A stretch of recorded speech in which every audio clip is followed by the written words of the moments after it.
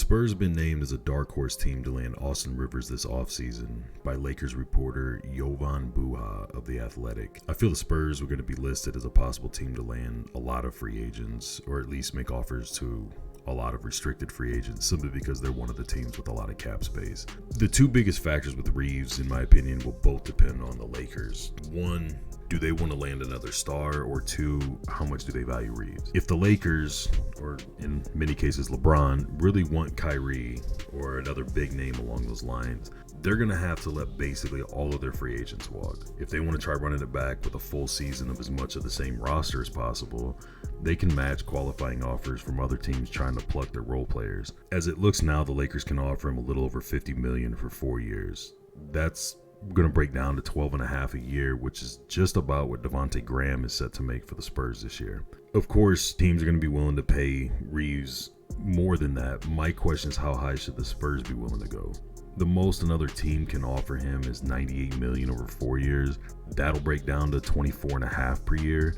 And as of right now, that would make him the highest paid Spur at about $5 million more than Keldon Johnson's making.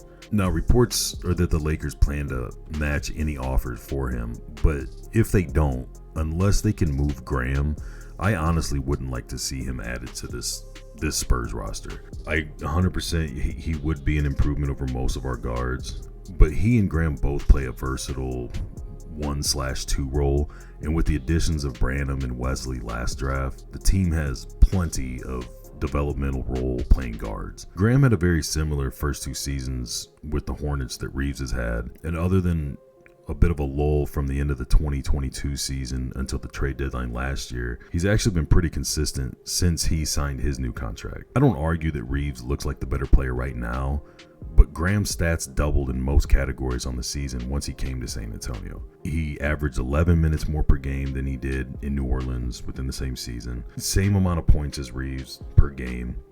And I just can't help but wonder how his numbers would have looked with a whole season in the same role with the Spurs. Reaves is going to need to follow up a breakout season with similar numbers and eventually expand on them to justify a near $100 million contract and a full-time starting role. He most definitely could do that and even outplay that big of a contract if he continues to develop, but he could also be a guy that signs a big contract, gets put in a new role with a new system, and regresses back to an undrafted caliber type of player. I don't necessarily anticipate that happening, but other than the age difference between him and Graham, I don't see the sense in paying basically double for a currently slightly better player and hoping that he maintains and surpasses his one big season. I just think the Spurs have much bigger plans for the cap space and the pile of draft picks that they're currently holding on to, rather than cherry picking breakout role players in hopes that they can be impact players with Wemby and the rest of the guys for years to come.